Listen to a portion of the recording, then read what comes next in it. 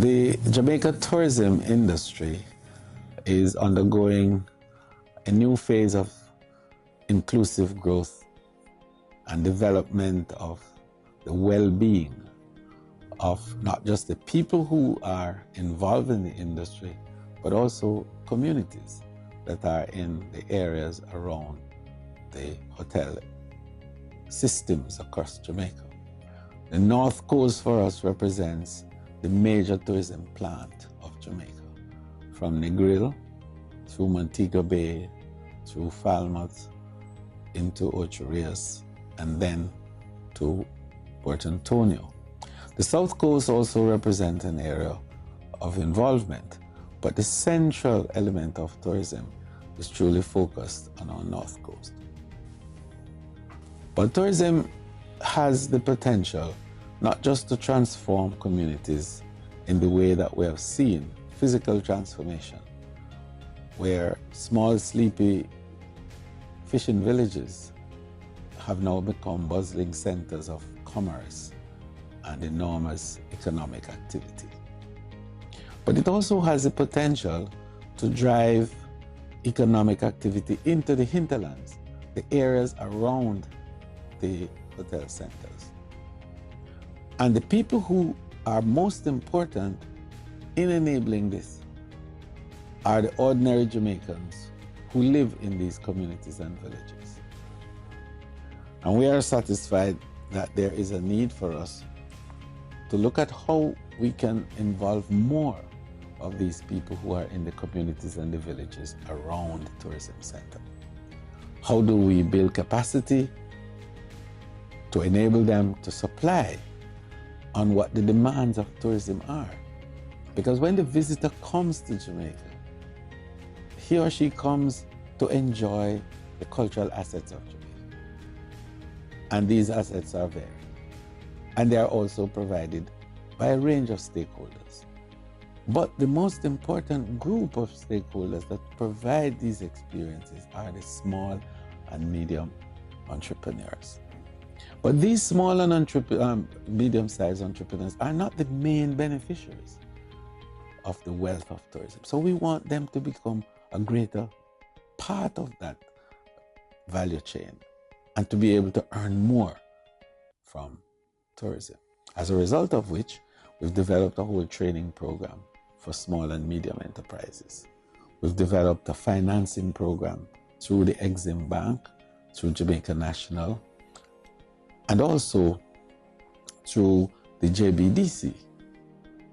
And these important financial intermediaries are providing on lending arrangements at rates that are extremely low and affordable.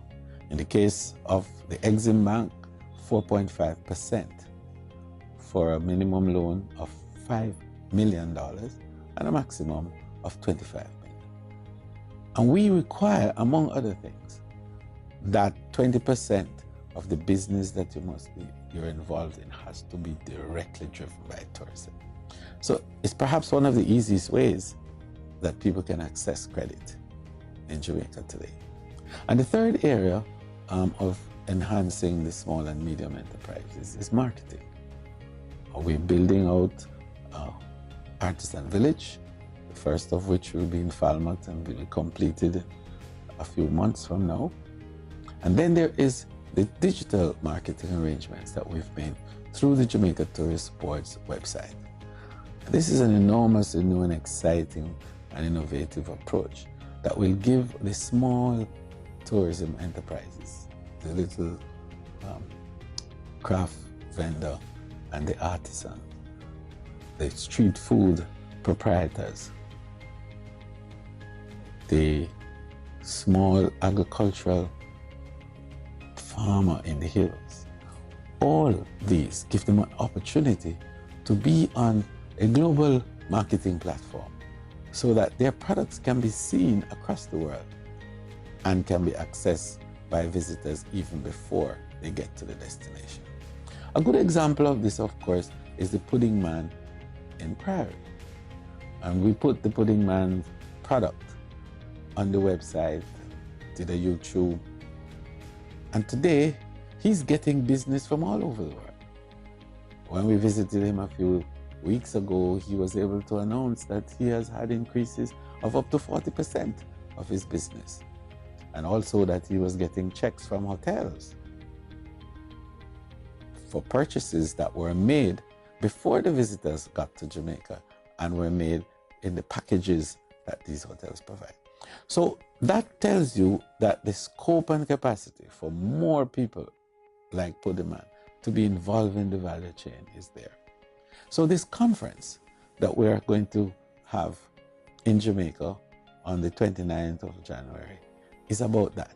It's about bringing the financiers to meet with the young, small, medium entrepreneurs and the not so young entrepreneurs as well.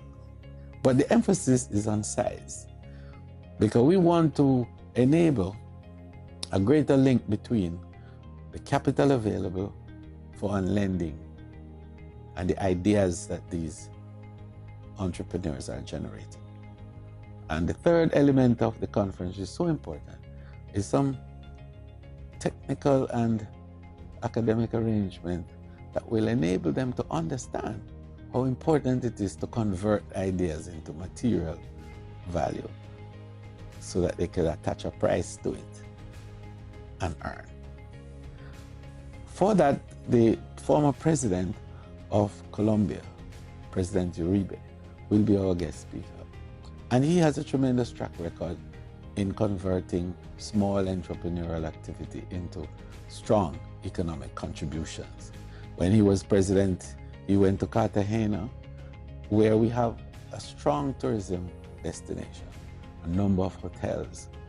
And he was able to get the small people who live in the communities around the hotel to supply the vegetables and some of the meat and the milk and the craft and much of the cultural assets that are consumed by the tourists that come into Cartagena. And in that way, the integration took place, but more importantly, the inclusiveness of growth. And he, our guest speaker, will help to inspire us in terms of the models that we're going to be using in Jamaica to have more of the small entrepreneurs becoming involved more in tourism. And we're going to also be having the OAS, through its Assistant Secretary General, who will be coming not just to speak, but also to launch a special product that will provide $500 million for small and medium tourism enterprises to build capacity, to educate and to make them better able to perform in their area. The Deputy Secretary General of the United Nations World Tourism Organization will also be present, and he will make a statement in terms of startups in the industry. So what we're talking about is not just to bring the world to Jamaica to see what we're doing, but also to share in terms of the intellectual exchanges that will take place, and also to look at best practices and to leave us with gems that can help us in our own strategies as we move forward. So I invite you to give thought to this. I invite you also who can attend to share with us at the the Montego Bay Convention Center on the 29th of January. Let us resolve that this great industry, tourism, which is today the #1 industry in the world, will be the #1 economic driver for Jamaica.